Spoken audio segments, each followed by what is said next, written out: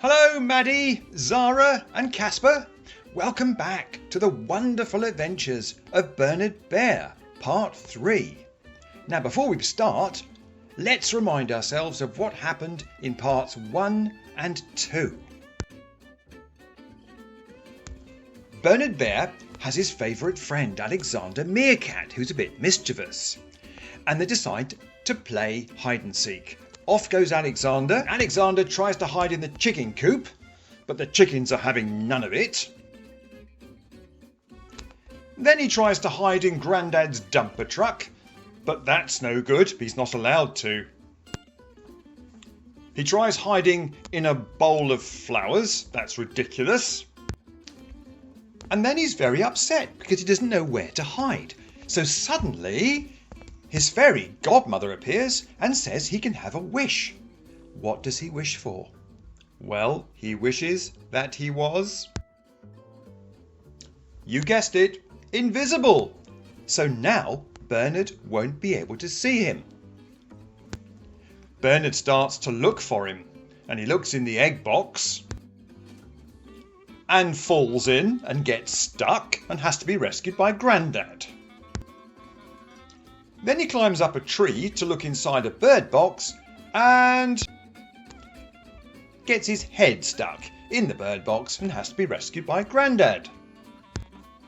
Then he thinks Alexander must be hiding down the well, so down he goes and gets stuck at the bottom of the well and has to be rescued by Grandad. Well, now Bernard's very sad because he can't find Alexander. And who should appear? Yes, you guessed it, it's his fairy godmother. And she says, why don't you bake Alexander's favourite cake? And then he won't be hiding anymore because he'll want to eat it. Great idea, says Bernard. Let's go and make Alexander's favourite cake.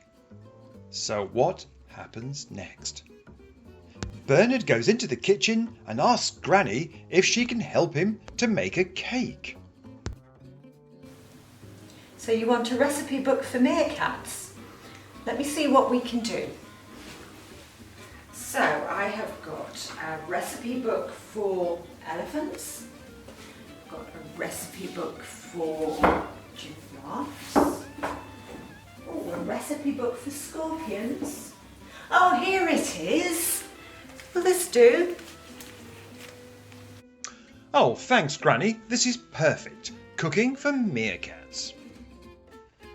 Right, now somewhere in here is Alexander's favourite pie. Where is it? Lemon gatto? No. Strawberry gatto? No, he doesn't like that. Ah, here it is. Leafgrass pie with added worms. Just what he loves best. Grandad, are you there? I need some ingredients for this pie. Grandad! Yes, all right, Bernard, I'm coming. What do you want now? I thought you were out playing hide and seek with Alexander. Why are you inside cooking? You want to what? You want worms? We don't have any worms. Humans don't eat worms. What? There's some in the fridge? I don't think so. Let's have a look. Grapes, olives, marmalade, worms. Worms? What have we got worms in the fridge for? Who put these worms in here? Was it you? Oh, right. Well, there's 3 worms anyway. I don't know how they got there. What else do you need? You need some grass? We don't have grass. Humans don't eat grass. What, in the cupboard? I don't think so. Oh dear. Bernard, you do ask for the most ridiculous. We've got some grass. What's this doing here? What's this doing in the larder? Did you put this there? Oh, what else do you want? Leaves? Oh, Bernard, that's ridiculous. No, we don't have leaves. What? Oh no, we've got leaves. This is disgusting. Why have we got all these things that humans don't eat? And what else do you need? You need some mayonnaise. Well, we have got mayonnaise. That's right, we've got mayonnaise. There we are. Just in case Uncle Sam visits. And what else have we got? Oh, we've got salt and pepper. Yes, okay, there we go, salt and pepper. Right. Okay, now you need a mixing bowl, don't you? So, and you need to weigh out all the ingredients as well, don't you? So let's go and find a weighing scales. Bernard put the worms on the weighing scales. 23 grams, he said. That's exactly what we need. He put the worms into the mixing bowl and he leaned over to have a good look. Sure enough, there were 3 lovely juicy worms. But Bernard leaned a bit too far into the mixing bowl and suddenly he fell straight into the mixing bowl. Help! Grandad! I've fallen in the mixing bowl. I think I've swallowed a worm. Help! Oh, I don't believe it. I can hear Bernard shouting again. What's wrong this time? Oh, nothing can go wrong cooking, surely. Yet, I don't believe it. What are you doing upside down in the cooking bowl? Did you put the worms in and you fell in?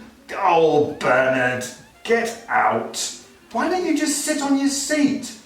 Oh, put the cooking bowl there. Just sit down and try and behave yourself. Right, what's next to go in, Bernard? Grass is next, Grandad. 88 grams, and that's exactly what I've got. Next was 75 grams of leaves. Perfect, he said. Then he added some mayonnaise, some salt, and finally some pepper. And now it was time to put it all in the oven for an hour. Bernard popped it in and sat on the rail. But suddenly he leaned too far over and he fell into the oven. Go, Grandad! Help! I've fallen in the oven. My head's stuck and it's rather hot in here. Grandad! Oh, don't tell me this is the 3rd time I've had to come and do something for Bernard. What is it this time? So where exactly is he? Oh no! He's fallen into the oven! Bernard, what are you doing? Your head's got stuck in the oven. Out you come. You must be very hot. Oh, you're very hot, Bernard. Very hot indeed. You look quite toasted. Oh dear, I'll brush you down. Look, you're being dangerous. I'm going to close the oven and we'll just leave the cake to bake for an hour. And that's the end of it, okay? No more cooking for you. Right, Bernard, that's an hour. The cake is ready. So let's see if it's nicely cooked. I'll take it out of the oven. I'm not having you falling in the oven again. Let's have a look and see. Oh yes, that looks delicious if you're a meerkat. And pretty disgusting if you're not. Now, what am I doing with this? We're going to take it outside, are we? Okay, and give it to Alexander. I still thought you were playing hide and seek. Why are you indoors? Come on, let's go out and give him this lovely cake. I think it's his favourite cake, don't you? Come on, let's go. So Bernard went outside with Alexander's favourite cake and sat on the bench by the pond. He was certain Alexander would come running up because it was his favourite cake, but there was still no sign of him. Then suddenly Bernard heard a funny noise. Bernard, it's me. Bernard, I'm here. Can you see me, Bernard? I'm here. Can I have some cake? What a strange noise, thought Bernard, and he jumped up onto the back of the chair to see if he could see Alexander. Nope, not there. Not there either. Or there. Where was his voice coming from? It wasn't coming from under the bench. Not there. Or there. Well, it seemed to Bernard that his friend was, well, invisible. He just couldn't see him. Well, said Bernard, sitting down again, if I can't see him, I can't give him any cake. Just then, Grandad came down to see what was going on. Hello, Bernard. It's Grandad. So where's Alexander? I thought you'd made this cake so that Alexander would come running up from wherever he was hiding to eat the cake. But he's nowhere to be seen. You can't find him? What? But you've made his favourite cake. He loves this cake. Grass leaf cake with added worms, it's his favourite. What? You thought you heard him? Hang on, what was that? What was that noise? I think I heard him. Where is it coming from?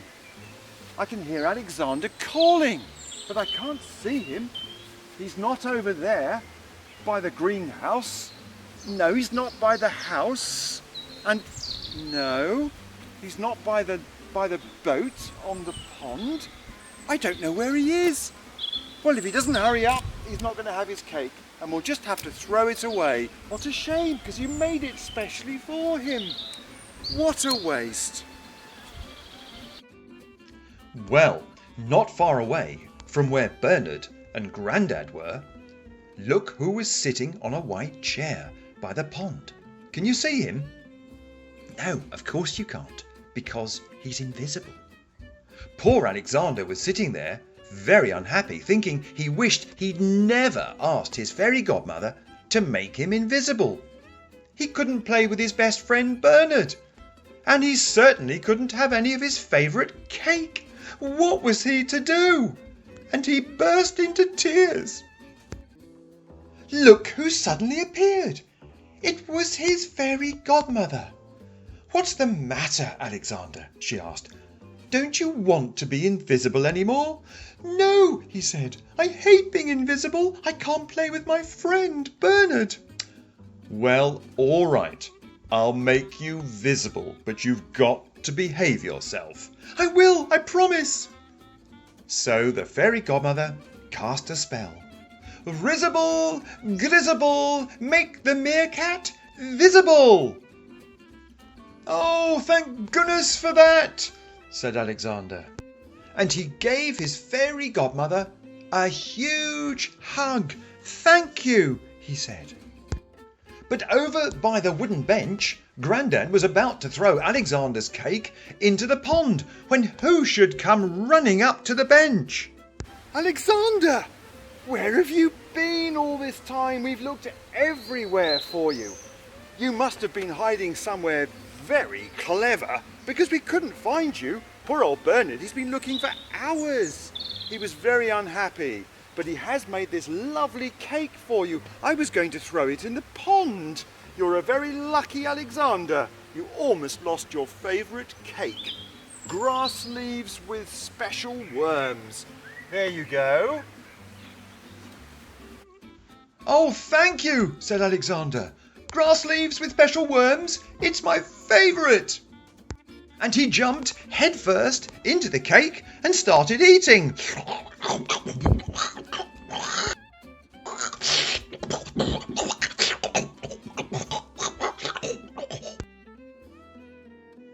When he finished, he gave Bernard the biggest hug in the world.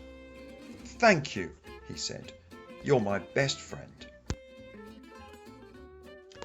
Right, said Alexander. It's your turn to hide, Bernard. Off you go, and I'll count. Bernard thought for a while. Then a very clever idea came to him.